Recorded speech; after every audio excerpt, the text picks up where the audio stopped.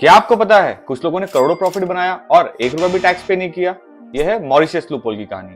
बात 1980 की है। इंडिया ने मॉरिशस के साथ एक टैक्स ट्रीटी साइन की थी। फंडा सिंपल था, जो भी कंपनी मॉरिशस में रजिस्टर्ड है उसे इंडिया में कैपिटल गेन टैक्स नहीं देना पड़ेगा।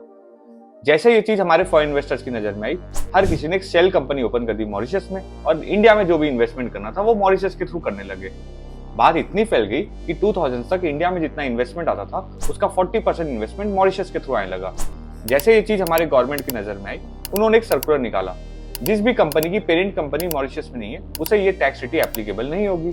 फॉरेन इन्वेस्टर्स ने बोला ऐसे कैसे, और एक केस रजिस्टर कर दिया सुप्रीम कोर्ट में।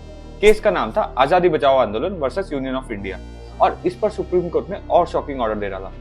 सुप्रीम कोर्ट ने बोला इंडिया ने जो टैक्स ट्रीटी साइन की है वो इंडिया को फॉलो करनी पड़ेगी, और जो ये फॉरेन इन्वेस्टर्स ने किया है वो टैक्स प्लानिंग है, ना कि टैक्स इवेजन। बस फिर क्या था, मॉरिशस लूपहोल चलने दिया गया अगले 15 सालों तक। जब फाइनली टैक्स ट्रीटी अमेंड हुई तब जाकर ये बंद हुआ। अब आप मुझे कमेंट करके बताइए कि सुप्रीम कोर्ट के इस ऑर्डर की वजह से हमारा कितना रेवेन्यू लॉस हुआ होगा, और आपके हिसाब से ये जो फॉरेन इन्वेस्टर्स ने किया है वो स्कैम था या स्मार्टनेस।